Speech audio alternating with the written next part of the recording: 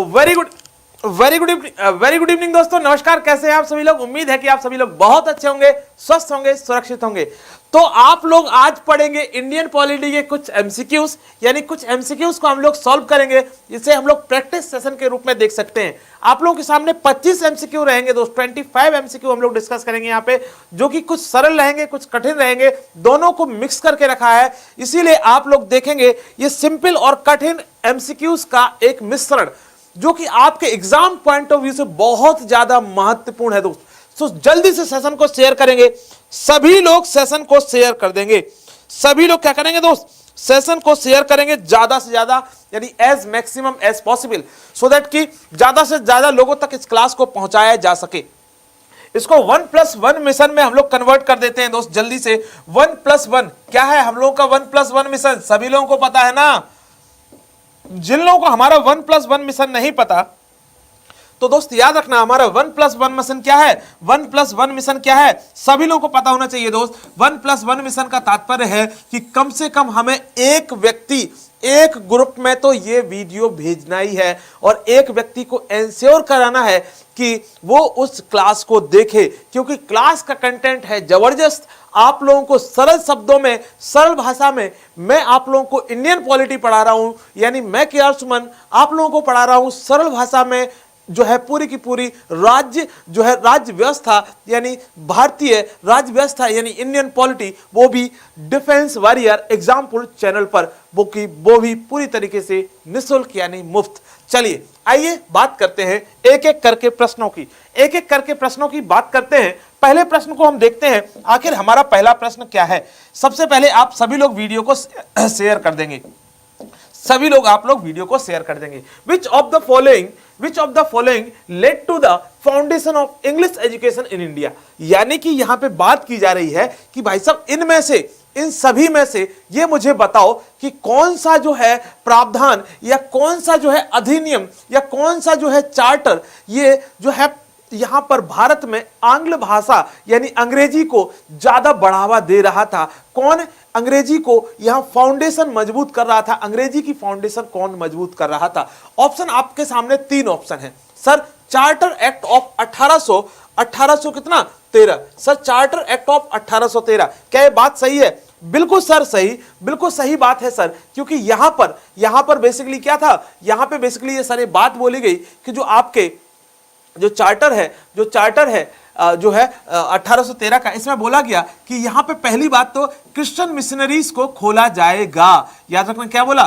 Christian missionaries को यहां पे खोला जाएगा, और एजुकेशन के लिए पहली बार यहां पे फंड दिया गया। याद रखना, जो चार्टर एक्ट ऑफ 1813 की जब हम बात करेंगे तो दोस्त पहली बार भारत में एजुकेशन के लिए फंड आया। पहली बार कितना रुपए आया सर? 1 लाख रुपए। कितना उस टाइम का? 1 लाख। इस टाइम का बहुत ज्यादा होता था, ठीक है। तो 1 लाख रुपए आया कि भारत में एजुकेशन को बढ़ाना है। भैया क्यों बढ़ाना है एजुकेशन को? देखो अंग्रेज हमारे कोई दोस्त नहीं थे, अंग्रेज हमारे क्या थे? कोई दोस्त नहीं थे कि इसलिए बढ़ा रहे थे हमारा एजुकेशन को, क्योंकि वो हमें पढ़ाना बढ़ाना चाहते थे। नहीं भैया, देखो अंग्रेज जो है वो इसलिए पढ़ाना चाहते थे हम लोगों को अंग्रेजी, क्योंकि उनकी भाषा हम समझ पाएं और वो अपनी भाषा में हमें ट्रेंड कर दें, सो दैट कि हम उनके जो है बताए हुए कदमों पर चल पाएं, यानी उनके इंस्ट्रक्शंस को समझ पाएं। यानी उन्हें क्या चाहिए था? सस्ते भाव में कर्मचारी। उन्हें क्या चाहिए था? सस्ते भाव में कर्मचारी। इसलिए उन्होंने क्या की? भारत में अंग्रेजी का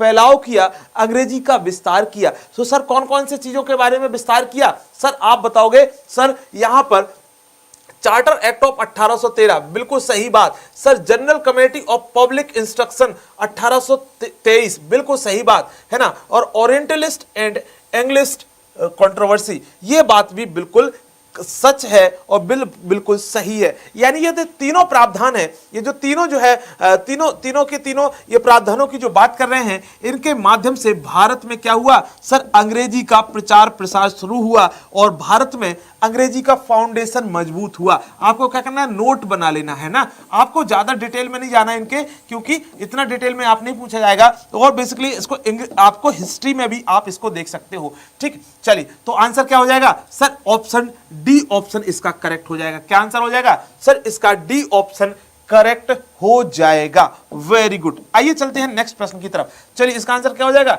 डी ऑप्शन करेक्ट हो जाएगा, यानी तीनों चीजें बिल्कुल सही हैं। आइए चलते हैं नेक्स्ट प्रश्न की तरफ। यह है चार्टर एक्ट से सवाल, है ना, क्योंकि चार्टर एक्ट यानी हिस्टोरिकल डेवलपमेंट भी हमारे भारतीय राज्य व्यवस्था यानी इंडियन पॉलिटी का अभिन्न हिस्सा होता है। इस क्वेश्चन का सभी लोग आंसर बताएंगे, मैं आप लोगों के उत्तर का वेट करूंगा, और जब तक मैं आपको प्रश्न पढ़ता हूं आप लोग इसका उत्तर जल्दी से छाप देंगे कमेंट बॉक्स में। Sir, by which act did the British Parliament abolish the East India Company's trade monopoly with India except trade with tea and China? मतलब यहां पे क्या बात की गई सर, यहां पे बेसिकली बात की जा रही है कि आप मुझे बताओ आप मुझे बताओ कि ब्रिटिश पार्लियामेंट ने ईस्ट इंडिया कंपनी का जो एकाधिकार था किस किस चीज को लेके sir, British east India company का हर चीज के लिए जो एकाधिकार था उसने कब खत्म किया, लेकिन चाय को और चाइना के साथ व्यापार को छोड़ करके, याद रखना, चाय को और चाइना के साथ व्यापार को छोड़ करके। इसका मतलब क्या हुआ, यानी चाय का व्यापार अभी भी ईस्ट इंडिया कंपनी करेगी और चाइना के साथ सिर्फ और सिर्फ ईस्ट इंडिया कंपनी व्यापार करेगी, लेकिन भारत में और कोई कंपनी भी आ सकती है और कोई कंपनी भी व्यापार कर सकता है, सरकार भी व्यापार कर सकती है, याद रखना इस बात को, ठीक है। तो इस प्रकार से यदि आपसे कहा जाए कि ये बताओ कि कौन से अधिनियम में प्रावधान हुआ था, तो आंसर क्या होगा सर, ये तो बात कब की है सर, ये तो चार्टर एक्ट ऑफ 1813 की है सर। कब की बात है,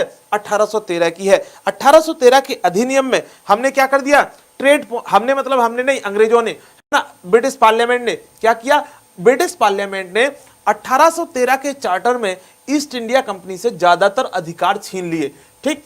ट्रेड मोनोपोली जो उनका एकाधिकार हुआ करता था उसको क्या कर लिया, छीन लिया। उसके बाद क्या किया सर, दो चीजों पे इन्होंने क्या बचा रहा, उनका मोनोपोली बची रही, यानी एकाधिकारी बचा रहा। आपको याद रखना है दोस्त, कौन कौन सी चीजों पर सर, यहां पे trade with China and trade off T, याद रखना, टी और चाइना, है ना, टी और चाय और चीनी, है ना, चीनी मतलब क्या है, शुगर नहीं है, चाय और चाइनीज, है ना, या चाइना यानी चीन। तो चीन और चाय के बात करें तो इनकी ट्रेड मोनोपोली इनके अलावा सब पर खत्म कर दी गई इसके माध्यम से, यानी चार्टर एक्ट ऑफ 1813 के माध्यम से।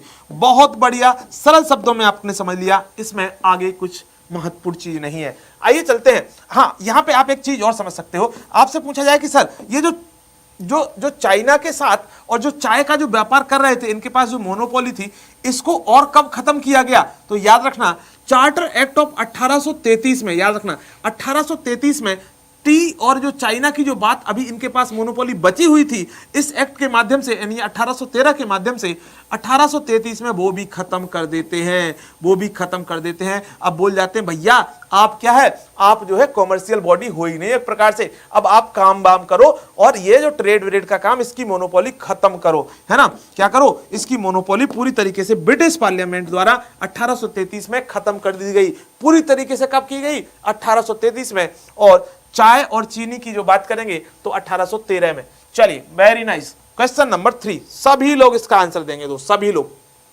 सवाल क्या कहता है सर, सवाल क्या कहता है, निम्नलिखित में से किस अधिनियम में कलकत्ता में सर्वोच्च न्यायालय की स्थापना का प्रावधान किया गया था। वेरी वेरी इंपॉर्टेंट क्वेश्चन, सबसे सरल क्वेश्चन। और देखो भाई, मैंने आपको बताया था कि जब संविधान बनने की जो प्रक्रिया है भारत में, एक प्रकार से वो बहुत पुरानी है ना। जब हम सबसे पहले जो बात करते हैं 1773 की, 1773 की क्यों बात करते हैं, क्योंकि सर ये पहली बार ऐसा हुआ था कि भारत में अंग्रेजों ने कानूनी प्रावधानों के माध्यम से इंटरवेंशन करना शुरू कर दिया। और ईस्ट इंडिया कंपनी जो अभी व्यापार कर रही थी सिर्फ, लेकिन अब क्या करने लगा, वहां की जो सरकार है वो क्या करने लगी, हस्तक्षेप करने लगी। क्या करने लगी सर, हस्तक्षेप करने लगी। किसके माध्यम से सर, जो है रेगुलेटिंग एक्ट ऑफ 1773 के माध्यम से, 1773 के माध्यम से। चूंकि यहां पे वाद विवाद बहुत ज्यादा हो गए, है ना, कंपनी के खुद के अफेयर्स, कंपनी में खूब सारा करप्शन हो गया, इसीलिए इन्होंने क्या बोला, अंग्रेजों ने सोचा कि हमें यहां एक सुप्रीम कोर्ट बनाना पड़ेगा। कहां बनाना पड़ेगा सर, कलकत्ता में बनाना पड़ेगा। सर कोलकाता में, अभी क्या है, कोलकाता है, पहले क्या था, कलकत्ता में बनाना पड़ेगा। तो सर कब बनाया? सर 1773 में ये बनाया। Hence A option is the correct answer, है ना। Hence A option is the correct answer, यानी और आंसर्स पे हमें विचार इसलिए नहीं करना है क्योंकि उससे संबंधित नहीं है। चलिए आइए बात करते हैं नेक्स्ट प्रश्न की तरफ, यानी क्वेश्चन नंबर जो है आपका, क्वेश्चन नंबर आपके सामने है, क्वेश्चन नंबर 4। ठीक, चलिए बताएंगे सभी लोग। इससे सिंपल सवाल,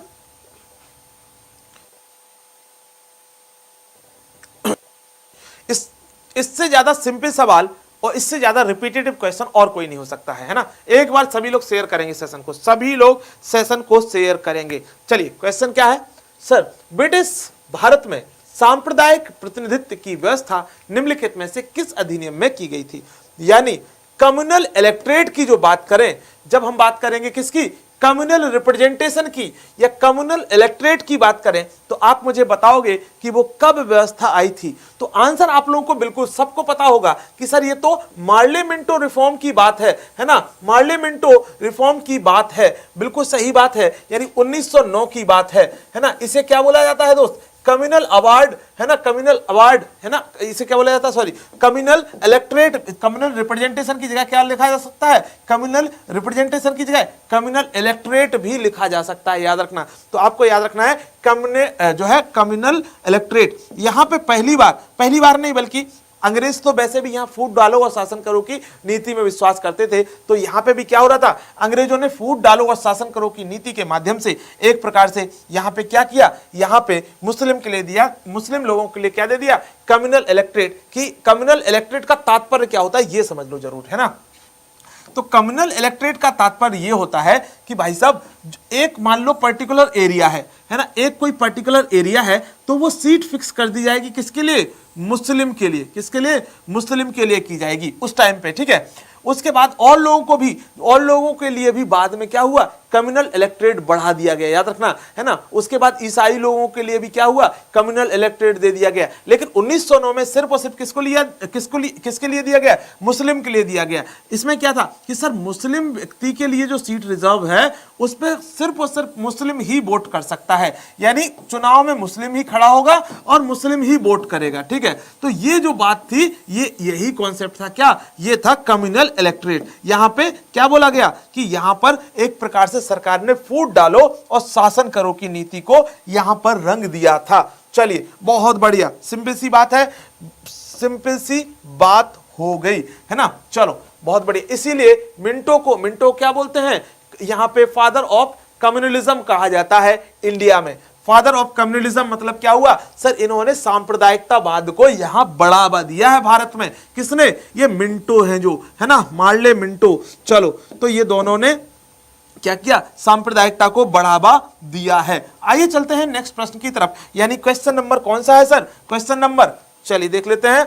आप लोग जो आंसर दे रहे हैं, आप लोगों को कमेंट जरूर करते रहना है, सभी लोगों को बताना है कि आंसर क्या सही है। चलिए नेक्स्ट प्रश्न की तरफ चलते हैं। आपके सामने है प्रश्न, चलिए बहुत बढ़िया। क्वेश्चन क्या है? निम्नलिखित में से किस अधिनियम ने केंद्र में द्वैध शासन प्रणाली को स्थापित किया है? सभी लोग इसका आंसर बताएंगे। निम्नलिखित में से किस अधिनियम ने केंद्र में द्वैध शासन प्रणाली को स्थापित किया गया? अब देखो शब्द क्या है? केंद्र में। सर शब्द क्या है? यहां पे शब्द क्या है? सर केंद्र में द्वैध शासन प्रणाली की बात की जा रही है। केंद्र में द्वैध शासन प्रणाली कब आई? आप लोगों को मैंने क्लास में बताया था, आप सभी लोगों को क्लास में बताया था, याद है ना सभी लोगों को, कि सर स्टेट की जब आप बात करोगे, यानी राज्य की जब आप बात करोगे, तो राज्य में कब आई सर? राज्य में कब आई ये आप बता दोगे कि सर राज्य में तो 1919 में आ गई थी। क्या? डायरकी, यानी डुअल गवर्नमेंट डायरकी। सर ये क्या होता है डायरकी? आप बता तो दो थोड़ा सा।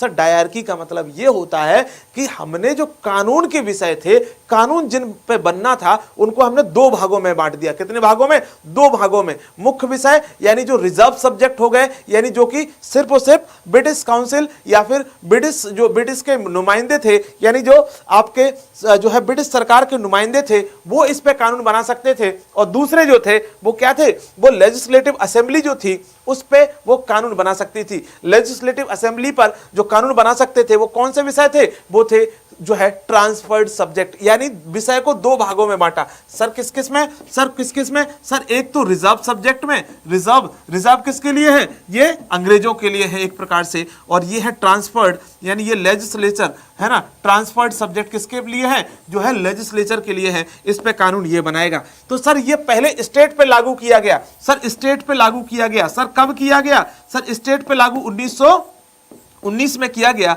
लेकिन जब हम सेंटर की बात करेंगे यानी केंद्र की बात करेंगे तो सर 1935 में ये लागू किया गया। So hence A option is correct answer, और आप लगभग सभी लोगों ने क्या दिया है, इसका आंसर सही दिया है।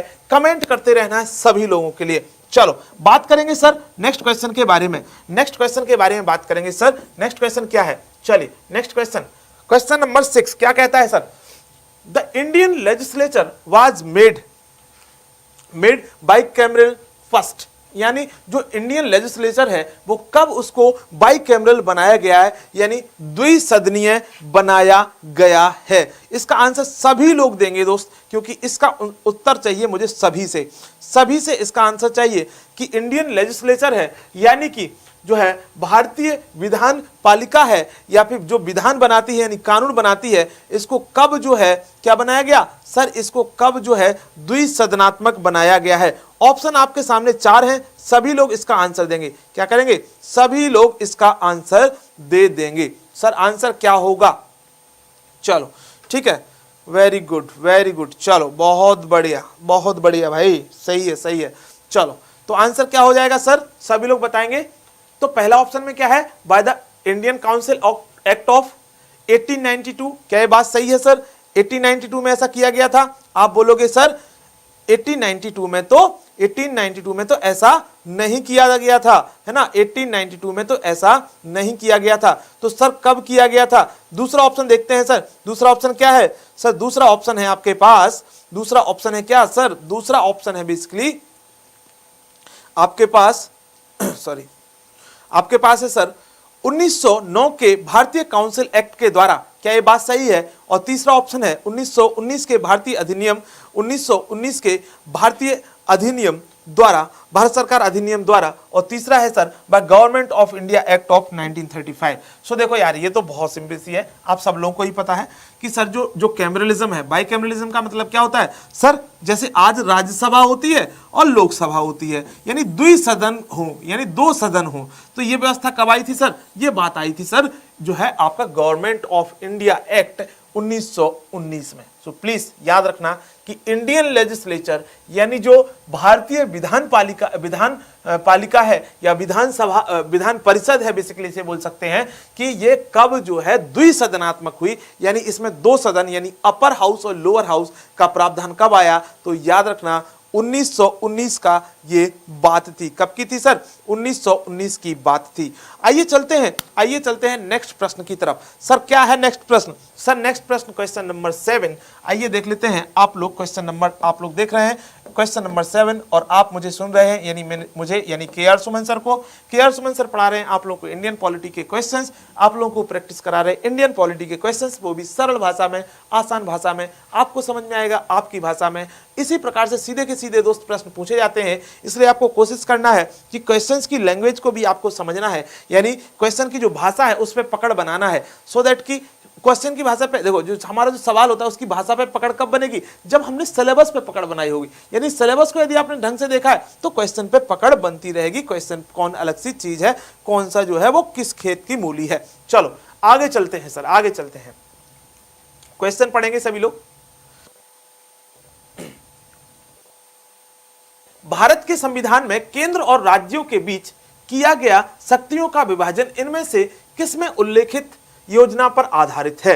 Very important question. सवाल क्या बोलता है फिर से समझेंगे सर, क्या बात बोल रहा है, in the constitution of India the division of power between centre and state is based on scheme mentioned in which of the following. Basically बात ये कह रहा है कि भाई साहब जो केंद्र और राज्य के जो चीज संबंध बनाना था, केंद्र और राज्यों के बीच में जो संबंध की बात की जाती है कि कुछ पावर केंद्र को दी जाएंगी, कुछ पावर जो है राज्य को दी जाएंगी, तो ये बात कहां की गई है?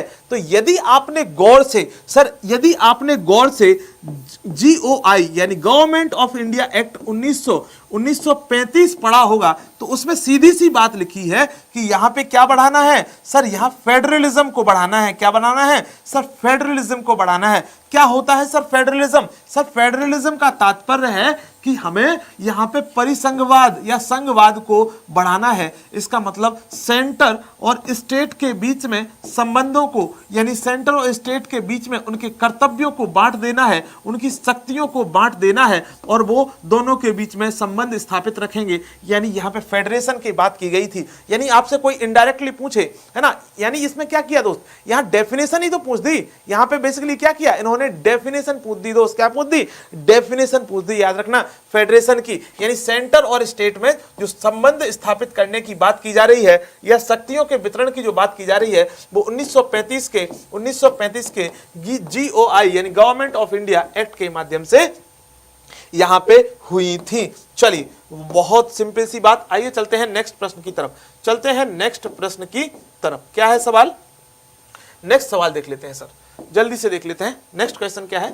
तो आंसर क्या हो जाएगा? सी ऑप्शन करेक्ट हो जाएगा। क्वेश्चन नंबर 8 सर आपके सामने है क्वेश्चन और आप सभी लोग करेंगे इसका आंसर। ठीक है, मेरा माइक गिर गया था, कोई बात नहीं। चलिए, तो आप सभी लोग कर रहे हैं क्वेश्चन को। क्वेश्चन नंबर 8 आप लोग पढ़ रहे हैं CDS की क्लासेस को और सरल भाषा में। ठीक, NDA की क्लासेस आप पढ़ सकते हो, NDA CDS वाले सब देख सकते हैं, क्योंकि ये जो क्लासेस है वो कॉमन है एक प्रकार से, क्योंकि ये क्वेश्चन आपके NDA में भी आ सकते हैं, CDS में भी आ सकते हैं और किसी एग्जाम के लिए पढ़ रहे हो तो वहां पे भी आ सकते हैं। याद रखना, क्योंकि ये बहुत इंपॉर्टेंट क्वेश्चन है। तो NDA CDS इसमें बहुत आपको भेदभाव नहीं करना है, बल्कि क्लास को आपको इंजॉय करना है। चलिए देख लेते हैं सर क्वेश्चन को। क्वेश्चन नंबर 8 क्या कहता है? एक संघीय व्यवस्था है ना, एक संघीय व्यवस्था और केंद्र में द्वैध शासन भारत में लागू किया गया था। यानी एक संघीय व्यवस्था और केंद्र में द्वैध शासन। अभी मैंने क्या बोला सर? केंद्र में द्वैध शासन कब आया था सर? केंद्र में, है ना, याद रखना दोस्त, है ना, यहाँ पे डुअल गवर्नमेंट होगा दोस्त, है ना, याद रखना। यहाँ पे क्या होगा? डायरकी होगा, डुप्लेक्स रिजिम नहीं होगा। डुप्लेक्स रिजिम भी बोल सकते हैं क्या, यानी डुअल गवर्नमेंट की बात कर रहा है यहाँ पे। ठीक है, तो फेडरल सिस्टम, अभी मैंने बताया सर फेडरल सिस्टम कब आया, संघीय व्यवस्था कब आई, अभी तो बताइए यार, आपको तो ये आंसर रट जाना चाहिए। ठीक, डुअल गवर्नमेंट सेंटर पे, है ना, डुअल गवर्नमेंट सेंटर पे यानी डायरकी सेंटर पर डुअल गवर्नमेंट या फिर डायरकी, यानी डायरकी, है ना दोस्त। डायरकी कब आई? तो आपको मैंने अभी तो बताया है कि सर 1935 के अधिनियम के माध्यम से इसको कहां लेके आए, जो है डायरकी सेंटर पे लेके आए। वहीं पे 1919 की जब हम बात करेंगे तो ये कहां पे था सर? ये डायरकी की जो बात करते हैं वो कहां पे था? स्टेट पे था। ठीक है, डायरकी था स्टेट पे 1919 में। जब 1935 की बात करेंगे तो डायरकी कहां पे आ गया सर? ये आ गया आपका सेंटर पे। चलिए सर, इतनी बातें हमें हो गई क्लियर, बिल्कुल सरल भाषा में, आसान भाषा में। चलिए चलते हैं क्वेश्चन नंबर जो है आपके 9 की तरफ, जो कि बहुत महत्वपूर्ण है। देखिए आप सभी लोग जो कमेंट करेंगे, मैं आप लोगों के कमेंट का बहुत इंतजार करता हूं। आप लोगों के कमेंट बहुत अच्छे लगते हैं। आप मुझे कमेंट करके बताइए कि कैसी लग रही है क्लासेस, क्योंकि आपका कमेंट ही हमारा हौसला बढ़ाता है। यदि आप कमेंट नहीं करेंगे तो बिल्कुल मजा नहीं आएगा। आंसर देते रहना कमेंट बॉक्स में, आंसर सही क्या होगा, है ना, और यहां से आपको पता चलता है कि आप कितने अलर्ट हैं, कितना आपको आ रहा है और कितना आप पार्टिसिपेटिव हैं, यानी कितना आप पार्टिसिपेशन कर रहे हैं। तो बहुत बढ़िया दोस्त, जबरदस्त, जिंदाबाद, शानदार। ठीक है, शानदार, जबरदस्त, जिंदाबाद, ये ठीक है ना। चलो सवाल क्या है देख लेते हैं, बातें नहीं करते हैं। क्वेश्चन नंबर 9 क्या है? निम्नलिखित अधिनियम में से किस अधिनियम के फलस्वरूप वर्मा भारत से अलग हुआ? यानी वर्मा को किस अधिनियम के माध्यम से, यह सवाल बहुत बार पूछा गया सवाल है। ठीक है, अलग अलग एग्जाम्स में। ठीक, ये एक प्रकार का प्रैक्टिस सेशन है। तो मैं यहाँ पे कोशिश आप लोगों को कर रहा हूं कि सर यहाँ पे आपको कौन सी क्लासेस दे दूं, आपको इस प्रकार के प्रश्न दे दूं जो कि क्वेश्चंस कई बार पूछे गए हैं, कई एग्जाम में पूछे गए हैं।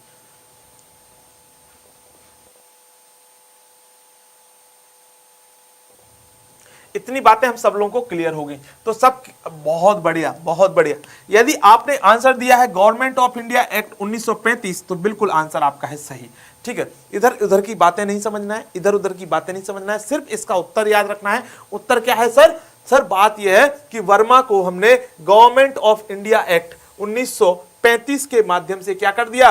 अलग कर दिया, अलग कर दिया, याद रखना। तो गवर्नमेंट ऑफ इंडिया एक्ट 1935 के माध्यम से भारत से वर्मा को अलग कर दिया गया। चलिए आइए चलते हैं क्वेश्चन नंबर 10 पे। वेरी गुड, वेरी गुड, जबरदस्त, जिंदाबाद। चलो बहुत बढ़िया। वर्दी का शौक पूरा करना है, पढ़ते रहो। वर्दी का यदि शौक पूरा करना है, पढ़ते रहो, जबरदस्त लगे रहो, मेहनत करते रहो। संडे को आ रही है आप लोगों के लिए क्या पता है ना? संडे को क्या आ रहा है सर? संडे को आ रहा है समुद्र मंथन। समुद्र मंथन सर, समुद्र मंथन में क्या होगा? सभी एग्जाम्स के लेके, सभी एग्जाम को लेके वो आपको उपयोगी हो जाएगी दोस्त। यदि आप एनडीए दे रहे हैं, सीडीएस दे रहे हैं, तो वहां पे आ रही समुद्र मंथन। कहां पे आ रही सर? सीडीएस की क्लास में आ रही है। सर कहां आ रही? सीडीएस की क्लास में। कब? संडे को। कितने बजे सर? 11 बजे दिन में बैठ जाना है पेन कॉपी लेके, और समुद्र मंथन से जो भी मिलेगा सबको मिलेगा। अमृत जो है वो सबको मिलने वाला है, इस बार मिलेगा सबको अमृत। कहां से सर? समुद्र मंथन से सभी को मिलेगा। आपको क्या करना है? आपको 11 बजे संडे को, आने वाले संडे को आपको क्या करना है? लग जाना है, 11 बजे बैठ जाना है। पूरा धुआं धुआं कर देंगे, पूरी आग आग कर देंगे, मजा आ जाएगा, है ना? पूरी की पूरी जान लगा देंगे, लेकिन आपका एक भी क्वेश्चन पॉलिटी का बाहर नहीं जाने देंगे। इसीलिए आपसे मैं कमिटेड हूं, है ना? यहां पे हम लोग क्या करेंगे दोस्त? प्रीवियस ईयर के पूरे क्वेश्चंस करेंगे। प्रीवियस ईयर किसके? सीडीएस के। किसमें? समुद्र मंथन में। मंथन के बाद जो रस निकलेगा, जो अमृत निकलेगा, वो आपको पीने के लिए मिलेगा। वहां से बहुत सारे कॉन्सेप्ट आपको याद हो जाएंगे, रट जाएंगे दोस्त। एग्जाम में आपको बहुत फायदा करेगा। इसलिए समुद्र मंथन को देखना बिल्कुल नहीं भूलना है। सभी लोगों को बता देना, अपने दोस्तों को बता देना, अपने चाचा, मामा, दादा, पापा, पापी, सबको बता देना कि भैया यहाँ पे समुद्र मंथन देखना है। चलिए आइए सवाल देखते हैं। बहुत लोगों ने इस आंसर का कमेंट किया है। इस क्वेश्चन का कमेंट आंसर आप लोगों ने जो किया है, चलिए देख लेते हैं क्वेश्चन पहले। In the early days of the pre independence who introduce, देखो यहां प्री इंडिपेंडेंस की बात कर रहा है। क्या बोल रहा है? स्वतंत्रता से पूर्व ही, स्वतंत्रता से पूर्व ही जो है, जो संविधान सभा की जो है प्रस्तावना, किस जो है प्रस्ताव किसने दिया था? बेसिकली आइडिया किसने दिया था, है ना? बताएंगे सभी लोग कि ये विचार किसने प्रस्तुत किया था। यदि आप लोगों को पता हो, जब मैं आप लोगों को पढ़ा रहा था मेकिंग ऑफ द कॉन्स्टिट्यूशन, तो मैंने स्पेशली आपको बताया था मेकिंग ऑफ द कॉन्स्टिट्यूशन के बारे में, और मैंने आपको बताया था कि भैया एमएन रॉय साहब थे। एमएन रॉय साहब क्या थे? उन्होंने बोला था कब? 1934 में। कब बोला सर? 1934 में बोला था कि भैया भारत की क्या होना चाहिए? एक संविधान सभा होना चाहिए जो कि अपना संविधान बनाएगी, क्योंकि भारत का संविधान भारत के लोगों के द्वारा बनाया जाएगा, तभी तो वो उनके लिए कारगर होगा। चलिए बहुत बढ़िया। सो सिंपल सी बात, आप सभी लोगों का आंसर इसमें क्या हो जाएगा? सही हो जाएगा। गलत होने की कोई बात ही नहीं होती है। आपका आंसर क्या हो जाएगा? सही, क्योंकि आप हैं हमारे छात्र, यानी के.आर. सुमन सर और एग्जामपुर के छात्र। जाहिर सी बात है आपका आंसर सही होना है। Very good. चलिए बहुत बढ़िया, जबरदस्त। चलिए बात करते हैं क्वेश्चन नंबर 11 की। सर 11 नंबर का क्वेश्चन क्या है? सर क्वेश्चन नंबर 11 दिखाओ तो दो। आप ऐसी बात कैसे करने लगे? चलो देख लेते हैं भाई, क्वेश्चन नंबर 11 देख लेते हैं। तो constitution of India was proposed to made by an elected constituent assembly. क्या ये बात सही है? आप मुझे बताओ क्या बात कर रहा है? बात बोल रहा है एक निर्वाचित संविधान सभा द्वारा भारत के संविधान का निर्माण करने का प्रस्ताव किया था। यानी ये कौन व्यक्ति था, यानी कौन से कमीशन का नाम था या कौन से अधिनियम का नाम था जिसने ये बोला था? क्या बोला था? शब्द को प्लीज ध्यान रखना दोस्त, शब्द को क्या रखना? ध्यान रखना। क्या बोला? कि इन्होंने बोला था कि जो भारत का संविधान है ना, वो एक इलेक्टेड असेंबली के द्वारा बनना चाहिए, है ना? किसके द्वारा? एक इलेक्टेड कॉन्स्टिट्यूएंट असेंबली, यानी जो संविधान सभा हो वो कैसी हो? वहां के जो मेंबर हो संविधान सभा के वो सब इलेक्टेड हो। ये बात किसने बोली थी? ये बात आपको याद रखना है। सो दोस्त ये देखिए, आप सब लोगों को पता है कि 1942 में क्या आया था? सर क्रिप्स मिशन आया था, है ना? क्रिप्स मिशन आया था। तो ये प्रावधान बेसिकली इसका था। क्रिप्स मिशन में क्या बोला गया कि भैया ऐसा है कि जो भारत की जो संविधान सभा बनेगी, भारत के लिए जो कानून बनाएगा, वो कैसे होना चाहिए, लोग इलेक्टेड होना चाहिए। तो याद रखना, Cripps mission is the correct answer. क्या हो जाएगा sir? Cripps mission is the correct answer. बहुत बढ़िया, चलो बहुत बढ़िया, इतनी बातें समझ में आ रही हैं। तो आपको कुछ कुछ ये फैक्चुअल चीजें आपको लग रही होंगी, परंतु इनको याद रखना है, क्योंकि इस टाइप से क्वेश्चन आपसे फंसा सकता है, आपसे पूछ सकता है। ठीक है, चलो बहुत बढ़िया। नेक्स्ट बात करते हैं, इन व्यक्तियों में से कौन कैबिनेट मिशन का सदस्य नहीं था? Very good. अब देखो, इसमें से यदि आपने एक ऑप्शन को एलिमिनेट कर लिया, यानी तो आपको आंसर पता है, या तो आपको कैबिनेट मिशन के सभी मेंबर्स का नाम पता होना चाहिए। सर कैबिनेट मिशन में कितने मेंबर थे? सर सभी लोगों को पता है ना सर, 3 मेंबर थे। सर आपने बताया तो था सर 3 मेंबर थे। सर कौन कौन से मेंबर थे? सर आपने बताया था AB अलेक्जेंडर थे, है ना, आपने बताया था सर AB अलेक्जेंडर थे, स्टैफोर्ड क्रिप्स भी थे, और पैट्रिक लॉरेंस तो चेयरमैन थे, यानी अध्यक्ष थे किसके? आपके कैबिनेट मिशन के। तो भैया ये कहां से आ गए साहब, ये कहां से आ गए? यानी ए ऑप्शन क्या हो जाएगा इसमें, जो है करेक्ट हो जाएगा, क्योंकि आंसर में यानी सॉरी क्वेश्चन में क्या पूछा? क्वेश्चन में पूछा कि इनमें से कौन सा मेंबर जो है कैबिनेट मिशन में शामिल नहीं था। तो नहीं में क्या होगा सर? विलियम वुड जो थे वो बिल्कुल भी कैबिनेट मिशन के सदस्य नहीं थे, वो भी विलियम वुड जो है कैबिनेट मिशन में बिल्कुल भी शामिल नहीं थे। ये बात हमें क्लियर हो गई। आइए चलते हैं नेक्स्ट प्रश्न की तरफ। क्वेश्चन नंबर 13 क्या कहता है? क्वेश्चन नंबर 13 सभी लोग देखेंगे। क्वेश्चन नंबर 13 क्या कहता है सर? क्वेश्चन नंबर 13 कहता है, which of the following statement regarding the Indian constituent assembly are correct? यानी भारतीय संविधान सभा के संबंध में निम्नलिखित में से कौन से कथन सही है? संविधान सभा की बात कर रहे हैं सर, कहां की बात कर रहे हैं? संविधान सभा की। देख लेते हैं एक एक करके प्रश्न को, एक एक वाक्य को देख लेते हैं। पहला वाक्य क्या कहता है? It was not based on adult franchise. क्या ये बात सही है? तो ये बात तो सही है ना यार। अडल्ट फ्रेंचाइजी का मतलब क्या है? ये वयस्क मताधिकार तो वहां हुआ नहीं था। यानी जब हमारी कॉन्स्टिट्यूएंट असेंबली बनी, जब हमारी संविधान सभा बनी, तो उस टाइम पे कोई मताधिकार के माध्यम से लोगों को नहीं चुना गया था, कोई ऐसे जनरल इलेक्शन नहीं हुए थे। तो पहली बात तो क्या है सर? सही है। यानी ये वाली बात तो बिल्कुल सही लग रही है। Sir it was the result of direct election. क्या इसमें डायरेक्ट इलेक्शन हुए थे? सर ये बात तो कुछ अजीब सी लग रही। सर ये डायरेक्ट इलेक्शन का रिजल्ट नहीं था। चलिए बात करते हैं, it was not a multi party structure. यार ऐसा नहीं है, ये मल्टी पार्टी स्ट्रक्चर था। क्या था सर? ये मल्टी पार्टी स्ट्रक्चर था। बिल्कुल सही है कि सर ये मल्टी पार्टी स्ट्रक्चर था। ठीक है, चलिए बहुत बढ़िया। अब बात करेंगे सर, यानी ए ऑप्शन करेक्ट हो गया, जो है बी ऑप्शन इनकरेक्ट हो गया, सी ऑप्शन बिल्कुल करेक्ट है, और डी ऑप्शन की बात करें, है ना, ठीक है, ओके करेक्ट बताना है, ठीक है। Then it was not a multi party structure. Sir it is a multi party structure, यानी सी ऑप्शन इसका क्या है? करेक्ट है। Very nice. It was a functioning through the several committee, है ना, जो हमारी भारत की जो संविधान सभा थी, वो उसमें अलग अलग प्रकार की समितियां थी ना दोस्त। आप लोगों को पता है ड्राफ्टिंग कमेटी हो गई, है ना, अलग अलग फंडामेंटल राइट से संबंधित डील कर रहा था, कुछ अलग कर रहा था, कुछ सेंटर स्टेट रिलेशन को डील कर रहा था। तो अलग अलग कमेटियां थी, प्रोविंस की कमेटी अलग थी। तो प्रोविंस की कमेटी के चेयरमैन कौन थे? सब लोगों को पता है, जो है कौन थे दोस्त? प्रोविंस की कमेटी के चेयरमैन आपको पता होना चाहिए कि सरदार वल्लभ भाई पटेल साहब थे। ठीक है, क्योंकि उन्होंने ही तो देश को इकट्ठा किया है। चलो बहुत बढ़िया। तो आंसर क्या हो जाएगा सर? इसका आंसर होना चाहिए बेसिकली जो है आपका ऑप्शन जो है क्या होना चाहिए? ए ऑप्शन तो बिल्कुल क्या हो जाएगा इसका? यह है वयस्क मताधिकार पर आधारित नहीं थी। तो ये बात क्या है? सही है, ठीक है, बिल्कुल सही है। यानी ए किस किस में है? देखो सी ऑप्शन आप ऐसे ही एलिमिनेट कर दोगे, सी तो आंसर नहीं होगा। अब दूसरी बात हम क्या करेंगे? बहुदलीय संरचना नहीं थी, तो ये ऑप्शन क्या हो जाएगा? गलत हो जाएगा। यानी जिसमें क्या होगा? सी जो होगा, जिसमें जो सी होगा वो क्या हो जाएगा? जिसमें भी सी होगा वो आंसर अपने आप गलत हो जाएगा, है ना। सी ऑप्शन वाला भी क्या हो जाएगा? गलत हो जाएगा। और डी ऑप्शन क्या हो जाएगा सर? करेक्ट हो जाएगा। डी ऑप्शन क्या हो जाएगा? करेक्ट हो जाएगा। डी में क्या लिखा है सर? डी ऑप्शन में लिखा है, डी ऑप्शन में क्या लिखा है सर? कि यह कई समितियों के माध्यम से कार्यरत थी। तो डी ऑप्शन करेक्ट हो जाएगा, ए ऑप्शन करेक्ट हो जाएगा, है ना। अब बात हो रही कि बी ऑप्शन, क्या बी ऑप्शन करेक्ट होगा? क्या बी ऑप्शन करेक्ट होगा? तो सर बिल्कुल नहीं होगा। बी ऑप्शन क्यों होगा सर? ये प्रत्यक्ष मतदान इसमें हुआ ही नहीं था।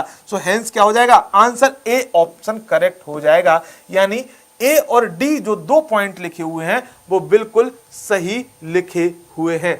It was not a multi party structure, है ना, बल्कि मैं क्या बोल रहा हूं, इसमें क्या लिखा है, नॉट, बल्कि मैं क्या बोल रहा हूं कि भैया इसमें तो कई पार्टी के लोग थे। इसमें से जो कॉन्स्टिट्यूएंट असेंबली थी ना, उसमें अलग अलग पार्टी, जो उस टाइम पे पार्टी हुआ करती थी, उसमें सभी पार्टी के क्या थे, मेंबर्स थे। याद रखना दोस्त।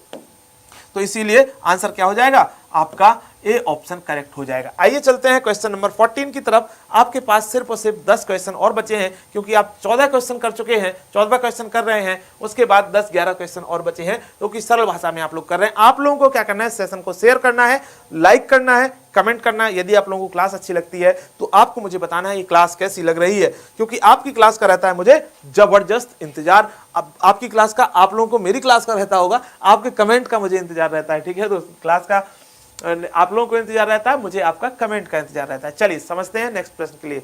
In the context of Indian history the member of constituent assembly from the province.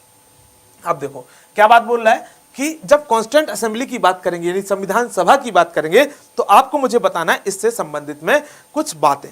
ठीक है, क्या बात बताना है, कुछ बातें बतानी है। ठीक है, क्या बात करना है, पहली बात, उन प्रांतों के लोगों द्वारा सीधे निर्वाचित हुए थे। क्या ये बात सही है? क्या क्या क्या कोई डायरेक्ट इलेक्शन हुआ था प्रोविंस में? तो ये बात तो बिल्कुल गलत है, ऐसा कुछ नहीं हुआ था। ठीक है, डायरेक्टली इलेक्टेड नहीं थे। Nominated by the Indian national Congress and Muslim league.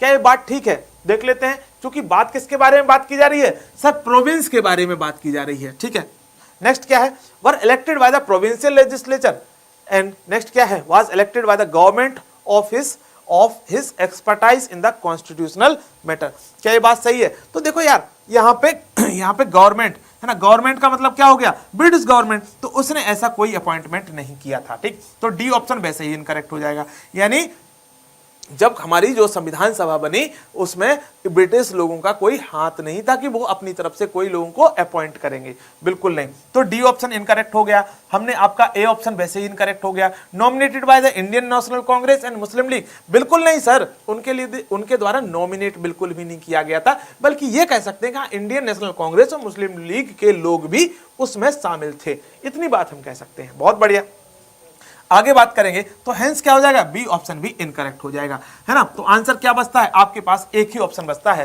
कि सर ये प्रोविंशियल लेजिस्लेचर के द्वारा क्या हुए थे, इलेक्ट किए गए थे। यानी जो प्रोविंस थे, यानी जो प्रांत थे, उनकी लेजिस्लेचर के द्वारा जो इलेक्ट किए गए लोग, उनको हमने क्या रखा, जो है कॉन्स्टिट्यूएंट असेंबली में रखा प्रोविंस की तरफ से। चलो बहुत बढ़िया, आंसर क्या हो जाएगा, सी ऑप्शन करेक्ट हो जाएगा। Question number 15, very good very good very good, जबरदस्त, जिंदाबाद, शानदार, जबरदस्त, जिंदाबाद। जब तक तोड़ेंगे नहीं, जब तक छोड़ेंगे नहीं। ठीक है, क्वेश्चन नंबर 15 क्या कहता है, देख लेते हैं सर। क्वेश्चन नंबर 15 क्या कहता है, चलिए देख लेते हैं। क्वेश्चन नंबर 15, भारतीय संविधान के उद्घाटन अधिवेशन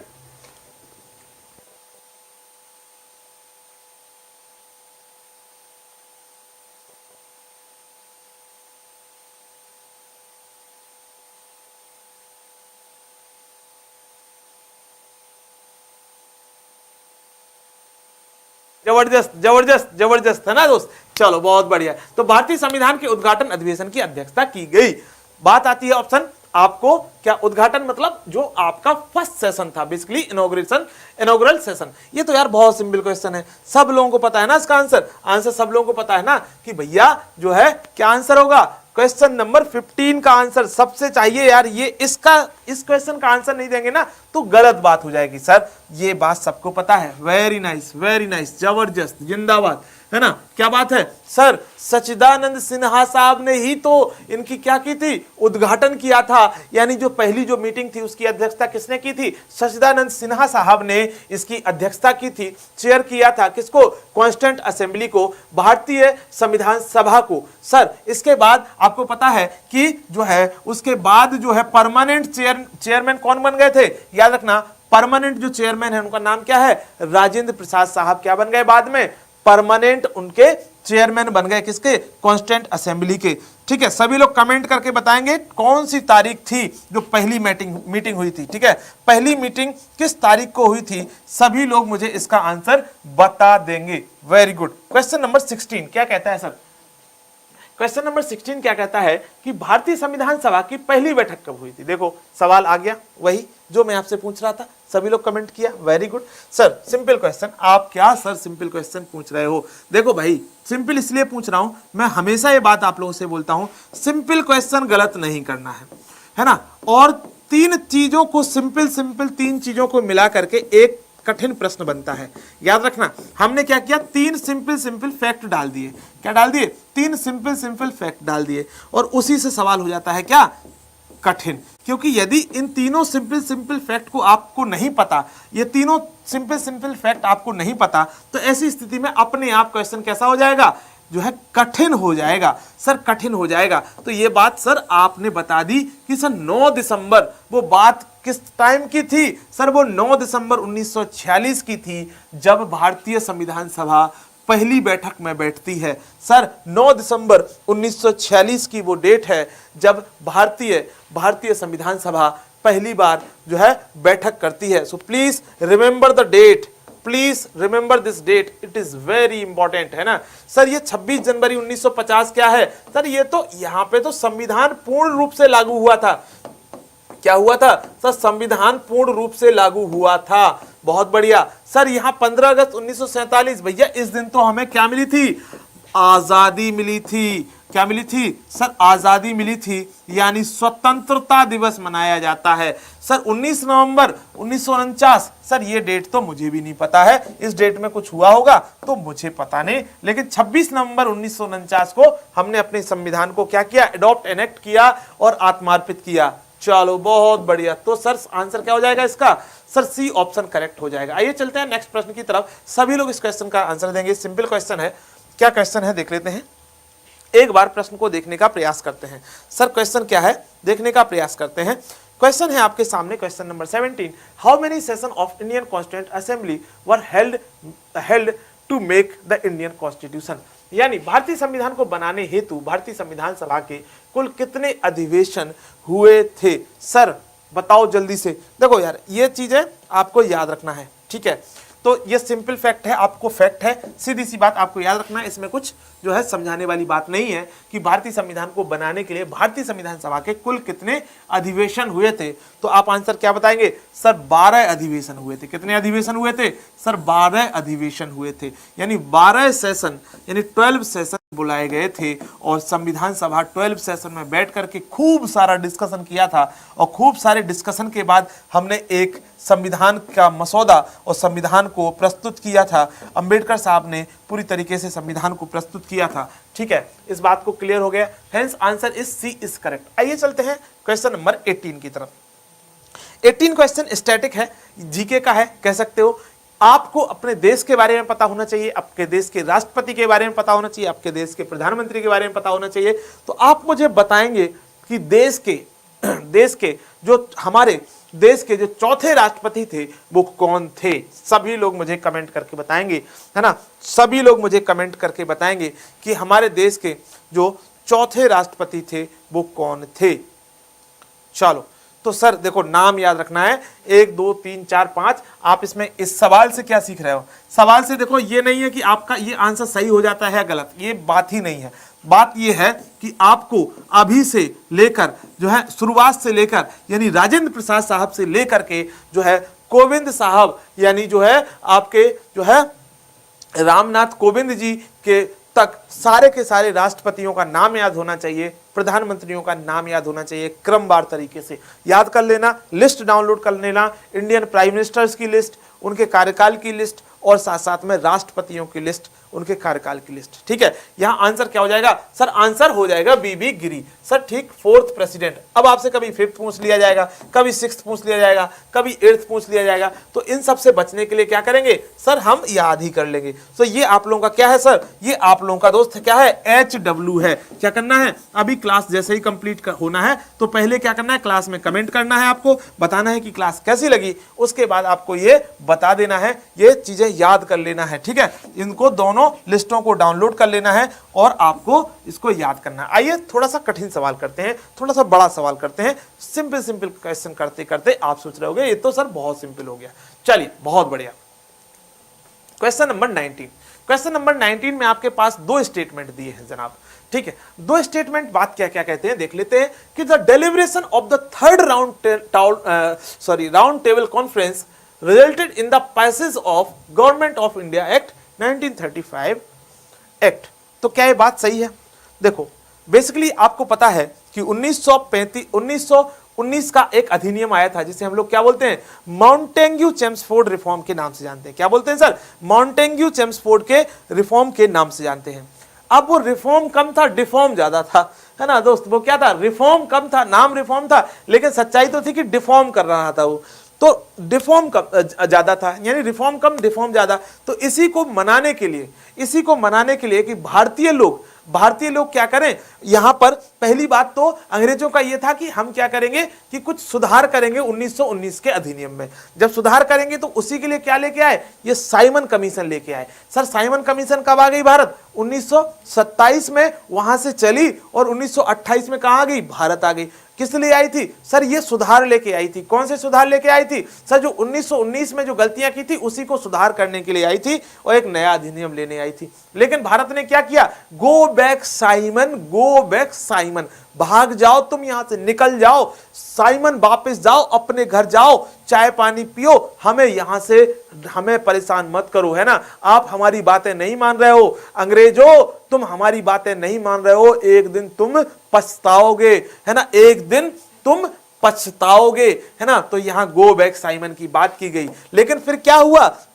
अंग्रेज तो अंग्रेज थे, चालाक थे, बदतमीज थे, है ना, सब कुछ थे। उन्होंने साम दाम दंड भेद सब करके यहां पे क्या बोला कि भैया आओ आप लोगों से हम बात करेंगे कहां पे? राउंड टेबल कॉन्फ्रेंस में, है ना। तो एक राउंड टेबल कॉन्फ्रेंस होती है, दो राउंड टेबल कॉन्फ्रेंस होती है, तीसरी राउंड टेबल कॉन्फ्रेंस होती है। और इसी प्रकार से जब राउंड टेबल कॉन्फ्रेंस होती है, और उसी राउंड टेबल कॉन्फ्रेंस किस लिए हो रही थी? सर राउंड टेबल कॉन्फ्रेंस हो रही थी साइमन कमीशन के प्रस्तावों को मनाने के लिए। और जब वो कमीशन के प्रस्तावों पर कुछ एक आम सहमति बन गई तो उसी को हम लोगों ने 1935 के अधिनियम में क्या कर दिया? शामिल कर दिया। उसी को क्या कर दिया? वही तो 1935 का अधिनियम था। तो इस बात के लिए हम क्या कह सकते हैं कि सर पहला स्टेटमेंट पूरी तरीके से करेक्ट है। पहला स्टेटमेंट क्या है? सर पूरी तरीके से करेक्ट है। दूसरे स्टेटमेंट के बारे में बात करते हैं सर कि government of India act 1935 provide for the formation of All India Federation based on union of British Indian state and Indian princely state। तो ये बात भी सही है भाई, ये बात भी तो सही है। अभी तो मैंने बोला था कि यहां फेडरेशन की बात की जा रही है, सेंट्रल स्टेट रिलेशन की बात की जा रही है ना। यहां फेडरेशन की बात की जा रही है, ऑल इंडिया फेडरेशन की बात की जा रही है ना। इसी टाइम पे तो फेडरल कोर्ट आता है, इसी टाइम पे हमारा आरबीआई का गठन होता है, इसी टाइम पे हमारा सुप्रीम कोर्ट का गठन होता है, जो वर्तमान में हमारा सुप्रीम कोर्ट है इसी टाइम पे तो होता है। क्योंकि यहां पे ऑल इंडिया लेवल पे क्या बनाया जा रहा था कि एक ऑल इंडिया है, मतलब ऑल इंडिया लेवल पे एक केंद्र सरकार होगी, उसके अंडर में राज्य होंगे, कुछ शक्तियां राज्यों की होंगी और कुछ शक्तियां केंद्र के पास होंगी। इस प्रकार की व्यवस्था यहां बनाने की बात की गई। Hence first statement and second statement both are correct. क्योंकि हमें प्रश्न में करेक्ट स्टेटमेंट पूछे गए थे, इस प्रकार से हमारा आंसर क्या हो जाएगा? सी ऑप्शन पूरी तरीके से करेक्ट हो जाएगा। सर क्या आंसर हो जाएगा? सी ऑप्शन पूरी तरीके से करेक्ट हो जाएगा। ठीक है, इतनी बातें सब लोगों को क्लियर हो गई हैं। सिंपल क्वेश्चन था सर, है ना, सिंपल क्वेश्चन था। चलो बहुत बढ़िया। भारतीय संविधान सभा में कुल कितनी महिलाएं शामिल थी? Very important question. ये क्वेश्चन पूछा गया है सर, ये क्वेश्चन पूछा गया है कि भारतीय संविधान सभा में कुल कितनी महिलाएं सदस्य थी? प्लीज बताएंगे सभी लोग। तो आंसर बताएंगे, आंसर याद कर लेंगे सर। 15 महिलाएं थी, याद रखना दोस्त। कितनी? 15 महिलाएं थी। महिला सदस्य कितनी थी इंडियन कॉन्स्टिट्यूएंट असेंबली में, यानी भारतीय संविधान सभा में कितनी महिलाएं थी? तो प्लीज नोट इट डाउन, इनको लिख लेना है। कितनी थी दोस्त? लिख लेना है 15 महिलाएं थी। Very very important. आपको कुछ महत्वपूर्ण बातें पता चल रही होंगी। आइए चलते हैं नेक्स्ट प्रश्न की तरफ। थोड़ा सा बड़ा सवाल है, बड़ा सवाल नहीं बल्कि सिंपल सवाल है। देख लेते हैं सवाल क्या है। निम्नलिखित में से कौन संविधान प्रारूप समिति के सदस्य नहीं थे? यहां पे क्या बोला जा रहा है? ड्राफ्टिंग कमेटी के सदस्य की बात की जा रही है। यदि ड्राफ्टिंग कमेटी के चेयरमैन की बात करें तो कौन थे? सर आपने बताया तो था आपने बताया तो था बी आर अंबेडकर, है ना। बी आर अंबेडकर साहब क्या थे? इसके चेयरमैन थे। ठीक है, अंबेडकर साहब क्या थे? इसके चेयरमैन थे। बहुत बढ़िया। किसके? ड्राफ्टिंग कमेटी के। बहुत बढ़िया। भैया ड्राफ्टिंग कमेटी में क्या जेएल नेहरू थे? बताओ जल्दी से, क्या ड्राफ्टिंग कमेटी में जेएल नेहरू साहब थे? तो आपका आंसर क्या होगा? आपका आंसर क्या होगा कि सर जेएल नेहरू साहब तो ड्राफ्टिंग कमेटी में कहीं थे ही नहीं। बिल्कुल नहीं थे सर। हाँ, ये नाम आपने सुना होगा, है ना, आपने ये नाम सुना होगा। सरदार वल्लभ भाई तो प्रोविंशियल कमेटी के थे ना, जो प्रोविंस को देख रहे थे। तो यहाँ पे सी भी, मतलब यानी जहां जहां पे 4 है उसको काट देते हैं पहले। तो सर 4 वाला काट दिया, सर 4 वाला काट दिया, और सर 4 वाला एक और काट देंगे तो बिल्कुल हमारा आंसर क्या हो जाएगा? सरल हो जाएगा। बिल्कुल ही सरल हो जाएगा, है ना। यदि आपने 4 ऑप्शन को एलिमिनेट कर लिया था तो अपने आप ही पूरा का पूरा क्वेश्चन आपको सरल हो जाएगा। यानी मैं क्या बोल रहा था, यदि आपने क्या किया, सरदार वल्लभ भाई पटेल साहब को यहां देख लिया कि वो ड्राफ्टिंग कमेटी में नहीं थे, तो ऐसी स्थिति में यदि आपको इतना फैक्ट पता था तो आप आंसर को इजीली कर लेते। यानी इसीलिए मैं कहता हूं दोस्त कि ज्ञान का उपयोग करना आपको अलग अलग दिशा से आना चाहिए। ज्ञान होना एक अलग बात होती है और ज्ञान को अलग अलग दिशा से उपयोग करना एक अलग बात होती है। कम ज्ञान में भी सफलता प्राप्त की जा सकती है, परंतु उसे सही तरीके से उपयोग करके। चलिए बात करते हैं सर क्वेश्चन नंबर 22 की। सरल सी बात थी सभी लोगों को बात समझ में आई? चलो हम लोग जल्दी जल्दी कर रहे हैं क्वेश्चन, थोड़ा सा इसलिए क्योंकि क्वेश्चंस 25 हमारे पास हैं और समय बहुत कम होता है और आपको थोड़ी सी और बातें भी बतानी होती है एक्स्ट्रा, इसीलिए जो है क्या करना है, यहाँ पे आपको थोड़ा सा कम समय मिल रहा है। चलिए टाइप करते रहिए, लिखते रहिए, बताते रहिए। बहुत अच्छा लगता है जब आप कमेंट करते हो।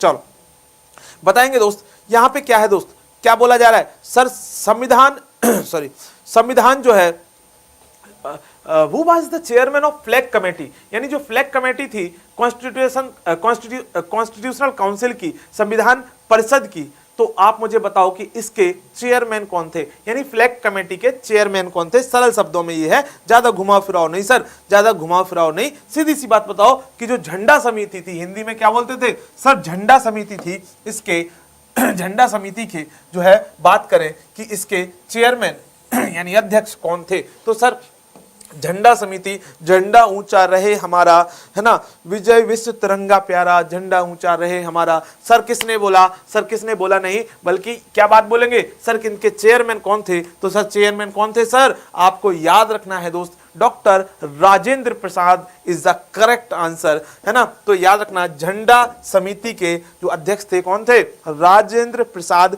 साहब थे, डॉक्टर राजेंद्र प्रसाद साहब थे। बहुत बढ़िया, जबरदस्त। लाइक करते रहो, कमेंट करते रहो। बहुत सारे लोग सही आंसर दे रहे हैं, बहुत सारे लोग गलत देते हैं, कोई बात नहीं, परंतु आपको सही उत्तर को देखना है। सही आंसर क्या होगा सर? डॉक्टर राजेंद्र प्रसाद। आपको याद कर लेना है, झंडा ऊंचा रहे हमारा, राजेंद्र प्रसाद साहब के बारे में आपको ये बात याद रख लेना है। चलिए बहुत बढ़िया, आगे चलते हैं सर। नेक्स्ट प्रश्न सर, नेक्स्ट प्रश्न क्वेश्चन नंबर 3, यानी आपके पास ओनली 3 क्वेश्चन और बचे हैं इसको मिला करके।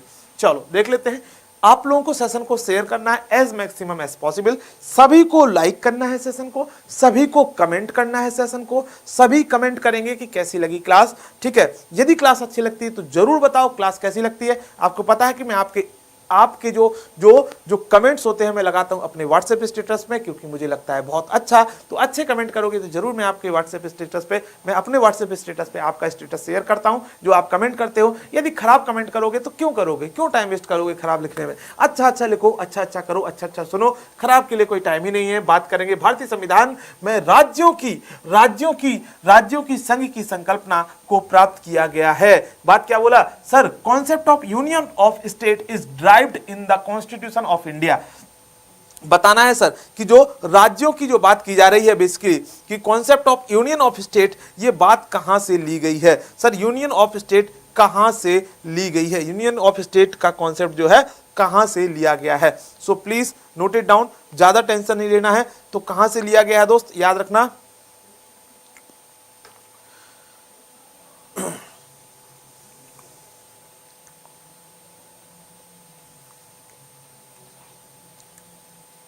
कहां से लिया गया दोस्त? Council of state union of state का कॉन्सेप्ट कहां से लिया गया? देखो फैक्चुअल क्वेश्चन है, आपको बस इतना याद रखना है दोस्त। क्या कितना याद रखना है? ज्यादा नहीं सोचना है। From the British north America act. अब देखो इसको पूरा पढ़ने नहीं लगना है एक्ट को। आपने क्या बोला कि सर यूनियन ऑफ स्टेट का जो कॉन्सेप्ट है वो कहां से लिया है, तो क्या बोलोगे? सर एक एक्ट था British north India act. Sir आप सोच रहे हो कि ब्रिटिश भी है और नॉर्थ इंडिया भी है, ये आपको भी पता है भाई साहब कि ब्रिटेन में भी कौन थे, अमेरिका में भी कौन थे? अंग्रेज ही तो जाके बस गए थे। ब्रिटेन में भी अमेरिका में भी कौन थे? अंग्रेज ही तो जाके बस गए थे। तो ये एक्ट बना कौन सा? British north India act. और बात करेंगे यूनियन ऑफ स्टेट के कॉन्सेप्ट को यहाँ पे ड्राइव किया गया है। चलो बहुत बढ़िया। सर आपसे यदि मैं पूछूं कि सर संविधान के किस अनुच्छेद में है, सर किस अनुच्छेद में यूनियन ऑफ स्टेट की बात की गई है, तो आप बोलोगे India that is Bharat shall be the union of state. ये बात कहां की गई है? कहां की गई है? अनुच्छेद 1 में ये बात की गई है। सर कहां बात की गई है? सर ये अनुच्छेद 1 में बात की गई है। कहां बात की गई सर? अनुच्छेद 1 में इसके बारे में बात की गई है। सभी लोग इसका आंसर देंगे, सभी लोग इसका क्या करेंगे सर? आंसर दे देंगे। चलो बहुत बढ़िया, बहुत बढ़िया। ठीक है, तो नेक्स्ट बात करेंगे सर नेक्स्ट क्वेश्चन की तरफ। क्वेश्चन नंबर क्या है सर? क्वेश्चन नंबर है 24। आपके सामने क्वेश्चन नंबर 24। क्वेश्चन नंबर 24 क्या कहता है? ये सेकंड लास्ट क्वेश्चन आपके सामने है। 24 नंबर का क्वेश्चन क्या कहता है? क्वेश्चन सर, भारत ने समवर्ती सूची की संकल्पना उद्धत की है। भारत ने समवर्ती सूची यानी कंकरेंट लिस्ट की, ये सेकंड लास्ट क्वेश्चन है दोस्त। ठीक है, जल्दी से सभी लोग सुन रहे हैं ना? चलो बहुत बढ़िया। ठीक है, चलो बहुत बढ़िया, गुड, बहुत बढ़िया, बहुत बढ़िया। चलो तो सवाल क्या है? कॉन्सेप्ट ऑफ क्वेश्चन क्या है दोस्त? सभी लोग बताएंगे आंसर। सर भारत ने समवर्ती यानी कंकरेंट लिस्ट कहां से ली है? भारत ने कंकरेंट लिस्ट कहां से ली है दोस्त? सर कंकरेंट लिस्ट भारत ने कहां से ली है? याद रखना दोस्त, ऑस्ट्रेलिया से ली है। कहां से ली है? ऑस्ट्रेलिया से। कंकरेंट लिस्ट का मतलब क्या है सर? कंकरेंट लिस्ट का मतलब ये है कि इस लिस्ट में ऐसे विषय रखे गए हैं, ऐसे विषयों को रखा गया है जिसमें केंद्र और राज्य दोनों कानून बना सकें। यानी कंकरेंट लिस्ट में ऐसे विषय रखे गए हैं जिसमें केंद्र और राज्य दोनों कानून बना सकें। यदि आपसे पूछूं कि सर कितने विषय हैं, ऐसे कितने विषय हैं, है ना, कंकरेंट लिस्ट में, तो आपका आंसर क्या होगा? सर कंकरेंट लिस्ट में 52 विषय हैं। कितने विषय हैं सर? कंकरेंट लिस्ट में 52 विषय हैं। ठीक है, आप क्या बताओगे सर? कंकरेंट लिस्ट में कितने विषय हैं? 52 विषय हैं। ठीक है, चलो इतनी बात समझ में आ रही। यदि मैं आपसे पूछूं कि सर यूनियन लिस्ट में कितने विषय हैं, यूनियन लिस्ट में पूछूं तो कितने विषय हैं, आप सभी लोग मुझे बताएंगे कमेंट करके कि यूनियन लिस्ट में कितने विषय हैं। सभी लोग मुझे कमेंट करके बताएंगे कि यूनियन लिस्ट में कितने विषय हैं। ये सेकंड लास्ट क्वेश्चन है। ठीक है, ये सेकंड लास्ट क्वेश्चन है दोस्त। सभी लोग मुझे बताएंगे कि यूनियन लिस्ट में। Very good, very good. Question कितने होंगे सर? विषय कितने होंगे? 100 विषय होंगे। किसमें? यूनियन लिस्ट में। यदि मैं बात बोलूं स्टेट लिस्ट में कितने विषय हैं सर? 61 विषय हैं। कितने विषय हैं सर? 61 विषय हैं। 61 सब्जेक्ट हैं किसमें? जो है स्टेट लिस्ट में। Very good sir. ये कॉन्सेप्ट कहां से लिया गया? ऑस्ट्रेलिया से लिया गया कंकरेंट लिस्ट का। बहुत बढ़िया। नेक्स्ट और लास्ट प्रश्न यानी क्वेश्चन नंबर 25। आज का क्वेश्चन नंबर 25 है कौन सा सर? बात करते हैं कथन ए और कथन आर। मतलब आपको एक कथन दिया है, एक कारण दिया है, यानी असर्शन दिया है और रीजन दिया है। ठीक, स्टेटमेंट ए दिया है और स्टेटमेंट बी दिया है। एक प्रकार से आपको बताना है आंसर क्या करेक्ट होगा। सवाल को पढ़ लेते हैं एक बार अच्छे से। ठीक है, पहले सवाल को पढ़ लेते हैं। सर सवाल में लिखा हुआ है the constitution of India is longest या लार्जेस्ट। क्या ये बात सही है कि भारत का जो संविधान है वो सबसे बड़ा है, लॉन्गेस्ट है, लार्जेस्ट है? क्या ये बात सही है? तो बिल्कुल बात सही है दोस्त। दुनिया का सबसे बड़ा संविधान किसका संविधान है? भारत का संविधान है। भारत का संविधान कैसा है? दुनिया का सबसे बड़ा, सबसे लंबा संविधान है। बात क्लियर हो गई सर। दूसरी बात यानी रीजन इसने देने की कोशिश की कि आखिर क्यों दुनिया का जो संविधान वो सबसे बड़ा है। देख लेते हैं। रीजन बोल रहा है कि सर मौलिक अधिकारों का अध्याय अमेरिकन संविधान के मॉडल से लिया गया है। ये बात बिल्कुल सही है। ये बात सही है कि हमने जो मौलिक अधिकार लिए हैं वो अमेरिका के बिल ऑफ राइट से प्रेरित है। किससे संबंधित हैं या किससे प्रेरित हैं? सर वो बिल ऑफ राइट से प्रेरित हैं। इस बात को आपको याद रखना है। बहुत बढ़िया, सरल शब्दों में समझ में आया। लेकिन क्या ये बात मुझे बताओ, आप मुझे एक बात बताओ दोस्त, कि क्या जो आपका असर्शन है यानी स्टेटमेंट ए है, क्या वो दूसरे स्टेटमेंट को यानी रीजन को सही तरीके से व्याख्या कर रहा है? तो आप बोलोगे बिल्कुल नहीं कर रहा है सर, लेकिन दोनों स्टेटमेंट पूरी तरीके से क्या है? करेक्ट हैं। सर दोनों स्टेटमेंट क्या हैं? सर पूरी तरीके से करेक्ट हैं, यानी कि दोनों स्टेटमेंट करेक्ट हैं परंतु एक दूसरे की व्याख्या बिल्कुल भी सही तरीके से नहीं कर रहे हैं। हेंस आंसर क्या हो जाएगा? सर ए तथा आर दोनों सही हैं परंतु एक दूसरे की व्याख्या नहीं करते हैं। सॉरी, क्या है सर? एक दूसरे की व्याख्या नहीं करते हैं। ठीक है, तो इतनी बातें समझ में आई आप लोगों को। आज हम लोगों ने 25 क्वेश्चन किए हैं दोस्त। ठीक है, 25 क्वेश्चन कल करेंगे जबरदस्त तरीके से। सेशन कैसा लगा आप लोग मुझे बताएंगे, सभी लोग मुझे बताएंगे कि सेशन कैसा लगा, कमेंट करके बताएंगे। और जबरदस्त तरीके से वर्दी की तैयारी कर लो। अब की बारी वर्दी की तैयारी, खूब सारी पढ़ाई करो, खूब सारी मेहनत करो। कमेंट करके बताओ हमें कैसा लगता है। सेशन को लाइक करो, ज्यादा से ज्यादा लोगों तक वीडियो को पहुंचाओ, ज्यादा से ज्यादा लोगों तक शेयर करो। और हम आप लोगों के लेके आते हैं एक अच्छी से अच्छी क्लासेस। पूरी की पूरी टीम लगी हुई है आप लोगों की, पूरी की पूरी डिफेंस वॉरियर की टीम लगी है कि आप लोगों को वर्दी पहना के रहेंगे। लेकिन बस यदि आपने सोच लिया कि आपको वर्दी पहनना है तो आप वर्दी पहन के रहेंगे, क्योंकि हमारे अकेले करने से कुछ नहीं होगा। आपको क्लास में बैठना पड़ेगा, आपको क्लास को सुनना पड़ेगा, आपको क्लास को देखना पड़ेगा, आपको क्लास को रिवाइज करना पड़ेगा, नोट्स बनाना पड़ेगा और एक दिन आप सफल हो जाएंगे। ठीक है, तो उस दिन हमारा सबसे प्राउड मोमेंट होगा कि चलो आपने कुछ करके दिखाया है। एग्जामपुर के लिए आपने एक सच्चा जो है क्या दिया है? एक ट्रिब्यूट दिया है, एक आपने भेंट दी है कि हमने यहां सफलता प्राप्त की एग्जामपुर पे पढ़कर। सो आप लोगों से जल्दी से एक ही उम्मीद करते हैं कि सेशन को खूब सारा शेयर करो, खूब सारा जो है लाइक करो, कमेंट करो और फिर हम लोग आपसे मिलते हैं नए सेशन में यानी नई क्लास में जल्दी ही। तब तक के लिए थैंक यू वेरी मच। जय हिंद, जय भारत।